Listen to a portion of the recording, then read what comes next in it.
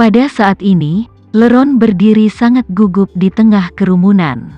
Setelah dia mengetahui bahwa Zakari telah diculik dan menghilang dari aula perjamuan, dia ketakutan setengah mati. Dia tidak pernah bermimpi bahwa target sebenarnya dari orang-orang itu adalah tuan muda dari keluarganya sendiri. Sekarang tuan muda telah menghilang, dia sendiri telah menjadi kaki tangan. Dan dia tidak berani mengakui keadaan ini kepada polisi atau kepada Adam. Karena nyawa istri dan anak-anaknya ada di tangan para ninja. Tidak masalah jika dia mati, tetapi jika dia tidak bisa mendapatkan hidup mereka kembali, apa gunanya hidup? Saat dia khawatir, seorang petugas polisi datang kepadanya dan bertanya, "Apakah Anda, Leron Susanto?" Leron mengangguk dan berkata dengan panik, "Ya, ini aku." Petugas polisi melambai padanya dan berbicara dengan dingin, "Ikut aku." Hati Leron semakin panik, tetapi saat ini dia tidak punya cara lain. Dia hanya bisa mengambil langkah berat, mengikuti petugas polisi ke pintu berikutnya di mana ada kantor sementara Duncan.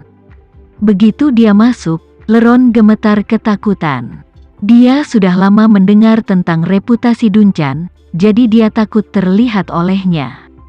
Jadi, dia datang ke Duncan dengan tangan ketakutan dan terbata-bata. Allen, Inspektur Allen, bagaimana kabarmu?" Duncan menatapnya dan tiba-tiba memaksakan suaranya dengan dingin, "Leron, saya bertanya kepada Anda, mengapa kamu berkolusi dengan ninja dan menculik tuan muda keluarga Fei?" Teriakan marah Duncan yang tiba-tiba membuat hati dan jiwa Leron ngeri. Dia panik dan dengan sophomorically berkata, Saya tidak, saya benar-benar tidak." Duncan berkata dengan suara dingin, "Kamu masih berbohong? Ninja-ninja itu adalah orang-orang yang kamu rekrut. Jika Anda baru saja merekrut mereka, saya rasa saya masih bisa percaya bahwa Anda tidak sengaja dapat merekrut mereka dan kemudian menempatkan mereka di tempat kejadian. Ini jelas sudah direncanakan sejak awal. Jadi kamu adalah orang dalam mereka." Leron masih melawan, menggelengkan kepalanya berulang kali. "Bukan aku tidak mengenal ninja sama sekali." Duncan menatap kening dan pipinya, ada butiran-butiran keringat yang menetes satu demi satu, lalu mencibir, "Leron, tunjukkan padaku kecanggihanmu di sini dan aku tidak punya masalah. Tapi saya harus memperingatkan Anda jika Anda tidak bekerja sama dengan saya.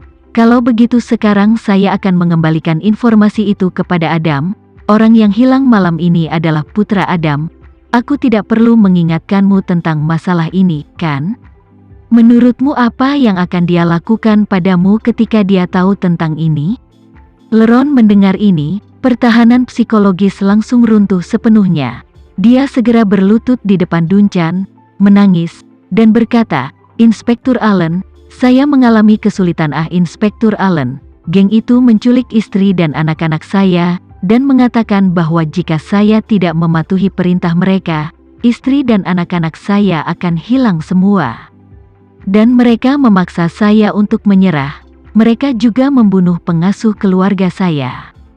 Saya juga dipaksa untuk. Pada titik ini, Leron memandang Duncan dan tersedak. "Inspektur Allen, saya tahu saya bersalah.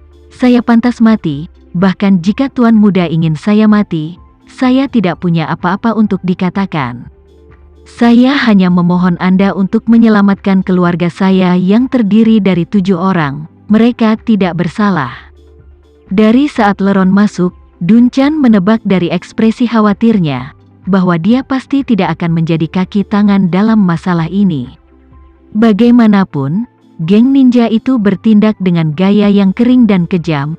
Jadi bagaimana mereka akan bekerja sama dengan orang biasa dengan kualitas psikologis yang sangat buruk seperti dia? Satu-satunya kemungkinan adalah bahwa mereka telah memaksanya.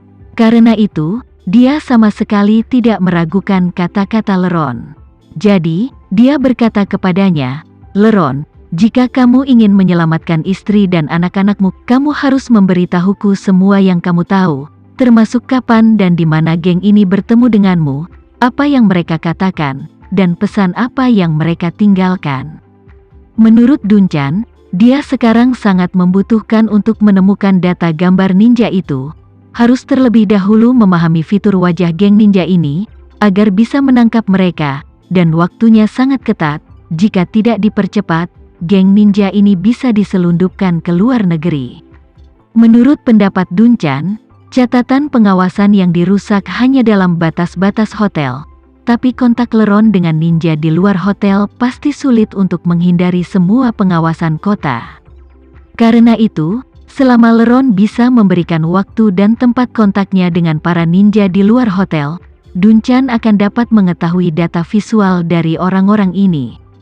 Tepat ketika Dunchan mengerahkan kepolisian dan mencari informasi gambar berdasarkan pengakuan LeRon, Tama sudah meninggalkan Hotel Wangfu bersama Gemma, Tasya, dan Hedi. Menimbang bahwa makan malam Amal telah sia-sia dan tidak ada makan malam sekaligus, Tama mengusulkan agar semua orang menemukan tempat untuk makan malam terlebih dahulu. Dia percaya bahwa Hedi pasti memiliki sesuatu untuk dikatakan kepadanya. Selain itu, dia juga ingin mendengar apa yang dia sarankan. Hedi juga memiliki banyak pertanyaan untuk ditanyakan kepada Tama.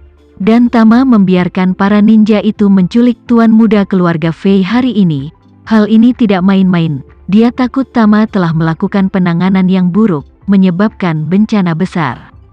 Jadi, dia mengusulkan, mengapa tidak pergi ke tempat saya, meskipun makanannya agak ala kadarnya, tapi tempatnya nyaman untuk ngobrol. Tama secara alami tidak memiliki pendapat, jadi mereka melihat Gemma sambil tersenyum nakal, berkata, angsa panggang Paman Hedi adalah yang terbaik. Saya belum cukup. Tama tersenyum tipis dan melambaikan tangannya. Ayo, kita pergi ke Indonesianton. Di bawah pengawalan pengawal, mereka berempat datang ke Indonesianton. Pada saat ini, toko Hedi sudah tutup, dan pria itu sudah tutup dan pergi. Jadi Hedi mengundang Tama dan yang lainnya ke lantai 2, dan dia sendiri yang pergi untuk menyiapkan makanan. Tama juga menerima informasi dari Yoshua saat ini, Hattori Kazuo dan yang lainnya, serta Zakari dari keluarga Fei, sekarang berada di bawah kendalinya. Tama menginstruksikannya untuk memastikan ke-9 orang itu terkendali, dan tidak membiarkan mereka berhubungan dengan dunia luar. Pada saat yang sama, dia juga menginstruksikan Yoshua untuk menarik lebih banyak tenaga kerja ke sekitar properti keluarga Fei, karena dia percaya bahwa Jesse sekarang bersembunyi di keluarga Fei. Hanya keluarga Fei yang terlalu besar dan dijaga ketat, mudah bagi Front untuk menyerang.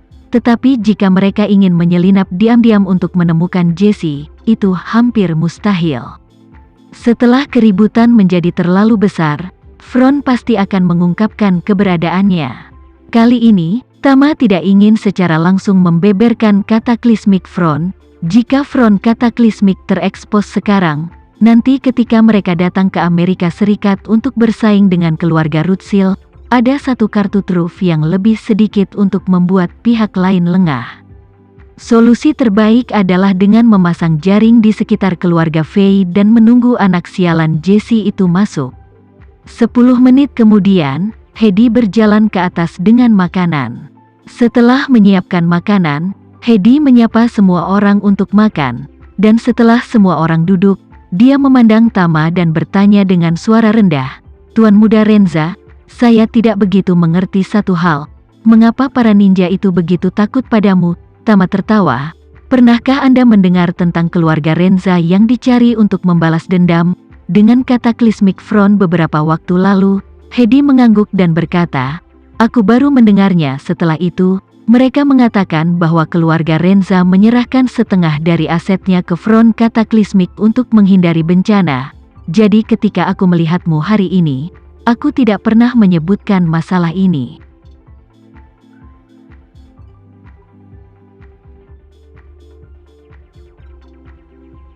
Sekian dulu ya video kali ini, kita lanjutkan lagi videonya di lain waktu.